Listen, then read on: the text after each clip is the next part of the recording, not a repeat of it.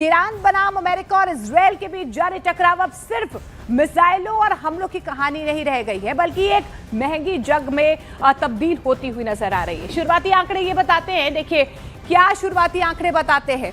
इस सैन्य अभियान के पहले 100 घंटे में ही अमेरिका को करीब करीब $3.7 बिलियन खर्च करने पड़े। 3.7 पहले घंटे में आप देखिए 3.7 बिलियन खर्च करने पड़े हैं अमेरिका को, यानी कि हर दिन लगभग 8,080 करोड़ रुपए की लागत लग रही है।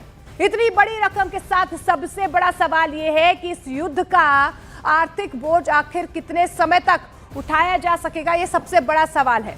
अगर संघर्ष लंबा चलता है तो वॉशिंगटन को अतिरिक्त फंडिंग के लिए कांग्रेस का दरवाजा भी खटखटाना पड़ सकता है। ऐसे में यह जंग केवल युद्ध क्षेत्र तक अब सीमित नहीं रहेगी, बल्कि ट्रंप प्रशासन के लिए घरेलू राजनीति में भी बहुत बड़ी चुनौती बन सकती है और विरोध की आपको बता दें कि नई आवाजों का केंद्र भी बन सकता है। यही वजह है कि अब जैसे जैसे युद्ध के दिन आगे बढ़ रहे हैं, वैसे वैसे अमेरिका पर कहीं ना कहीं बोझ पड़ता हुआ नजर आ रहा है। देखिए, एक दिन का खर्च है 8,080 करोड़ रुपए। विकल्प क्या है? फंडिंग की मांग जो है अब कहीं ना कहीं ट्रंप सरकार को करनी होगी और युद्ध के विरोध का सेंटर पॉइंट अब जो है सीधे तौर पर ट्रंप बन सकते हैं, क्योंकि लगातार जो है अमेरिका की तरफ से भी प्रहार किया जा रहा है, इजरायल प्रहार कर रहा है और ईरान की तरफ से भी पलटवार किया जा रहा है। लेकिन लेबनान में इजरायल के हमले और ज्यादा तेज होते हुए नजर आ रहे हैं। हिजबुल्लाह के ठिकानों को ध्वस्त किया गया है।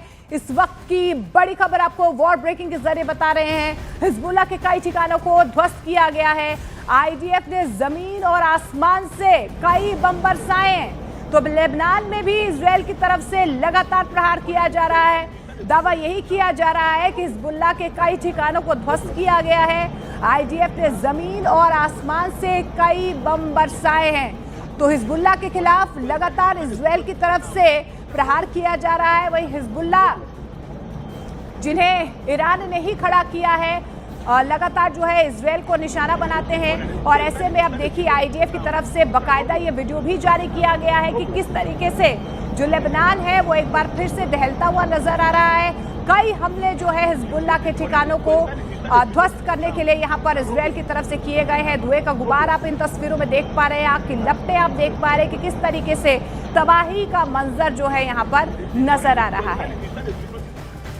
और ईरान में यूएस इजरायल के हमलों का विरोध और ज्यादा तेज होता हुआ नजर आ रहा है। हजारों की तादाद में सड़कों पर ईरानी लोग उतरे हैं। ईरानी झंडे लहराते हुए देश के समर्थन में जमकर नारेबाजी यहाँ पर लोगों की तरफ से की जा रही है। तो देखिए, लोगों की तरफ से ईरान के झंडे हाथों में लेकर उनकी तरफ से विरोध प्रदर्शन किया जा रहा है। यूएस इजरायल के खिलाफ जो है आवाजें बुलंद होती हुई नजर आ रही है और यही वजह है, देखिए बड़ी तादाद में सड़कों पर ईरानी झंडा लेकर लोग जो है यूएस के खिलाफ प्रदर्शन करते हुए नजर आ रहे हैं। हजारों की तादाद में सड़कों पर ईरानी उतरे हैं, ईरानी झंडे लहराते हुए देश के समर्थन में नारेबाजी की जा रही है। तो बड़ी तादाद में आप देखिए ईरान के झंडे लेकर यहाँ पर लोगों की तरफ से विरोध प्रदर्शन किया जा रहा है। जिस तरीके से यूएस और इजरायल की तरफ से ईरान पर लगातार प्रहार किया गया, आज युद्ध का 8वां दिन है और ऐसे में युद्ध और ज्यादा भयावह और भयंकर होता हुआ नजर आ रहा है। लोगों का गुस्सा यहाँ पर फूट रहा है और लोगों ने जमकर यहाँ पर सड़कों पर उतरकर यूएस और इजरायल के खिलाफ नारेबाजी की है।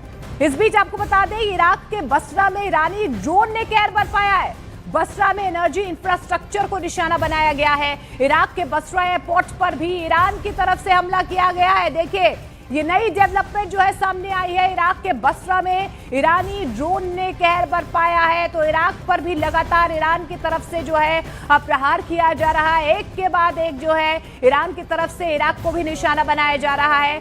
ये बसरा का एनर्जी इंफ्रास्ट्रक्चर है जिसे अब जो है दहलाया गया है ईरान की तरफ से। इसके अलावा आपको ये भी बता दें कि एयरपोर्ट को भी ईरान की तरफ से निशाना बनाया गया है। तो इंफ्रास्ट्रक्चर पर, रिहायशी इलाकों पर और इसके अलावा एयरपोर्ट्स को भी ध्वस्त किया जा रहा है ईरान की तरफ से। ये इराक के बसरा की तस्वीरें हैं। देखिए दूर पर किस तरीके से यहाँ पर जो है ये पूरा एनर्जी इंफ्रास्ट्रक्चर जो है वो जलता हुआ नजर आ रहा है। इसके अलावा खबर तो ये भी है, क्योंकि ड्रोन अटैक लगातार ईरान की तरफ से किए जा रहे हैं, एयरपोर्ट को भी ध्वस्त कर दिया गया है ईरान की तरफ से। तो ईरान ने लंबी दूरी की ये स्ट्राइक की है और ड्रोन अटैक के बाद आप देखिए कि किस तरीके से इंफ्रास्ट्रक्चर को ध्वस्त करना है, एनर्जी इंफ्रास्ट्रक्चर पर जो है यहां पर अटैक किया गया है ईरान की तरफ से। वही जॉर्डन में यूएस डिफेंस सिस्टम थर्ड तबाह हो चुका है। ये बड़ी खबर आपको बता दें, ईरान का यूएस डिफेंस सिस्टम ध्वस्त करने का दावा यहां पर किया जा रहा है। इस बीच आपको बता दें जिस तरीके से जंग लगातार हो रही है, अमेरिका को एक और बड़ा झटका जो है यहां पर सामने आया है। देखिए यूएस का एयर डिफेंस सिस्टम थर्ड जो है उसे तबाह कर दिया गया है और जॉर्डन में ईरान ने इसे निशाना बनाया है। तो एयर डिफेंस सिस्टम को तबाह कर दिया गया है। यूएस का ये एयर डिफेंस सिस्टम है जो लगातार हवा में ही दुश्मन के हमलों को मार गिराता है, उसे तबाह कर दिया गया है। बाकायदा देखिए ईरान की तरफ से ये पिक्चर्स भी जारी की गई है जहां पर जॉर्डन में ईरान ने इसे निशाना बनाया है और ये थर्ड की तस्वीरें हैं जो तबाह हो चुका है। और जंग 8वें दिन में दाखिल हो चुकी है, लेकिन पिछले 7 दिन बताने के लिए काफी है कि अमेरिका इस जंग को जितना आसान मानकर चल रहा था, ये हर बढ़ते दिन के साथ उससे कहीं ज्यादा मुश्किल होती जा रही है। क्लस्टर बम से ईरान पर हमला, तेल अवीव में तबाही का तूफान।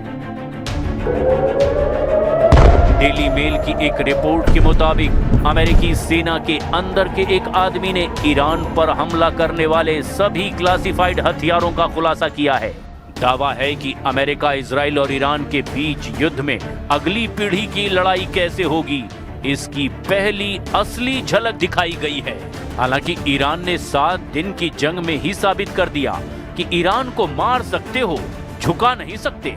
यही वजह है कि ईरान ने इजराइल की राजधानी तेल अवीव पर क्लस्टर बमों से भारी मिसाइलों से हमला किया। जरा इन तस्वीरों को देखिए। तेल अवीव के आसमान में ईरानी क्लस्टर बम से भारी मिसाइलें कैसे कोहराम मचा रही हैं।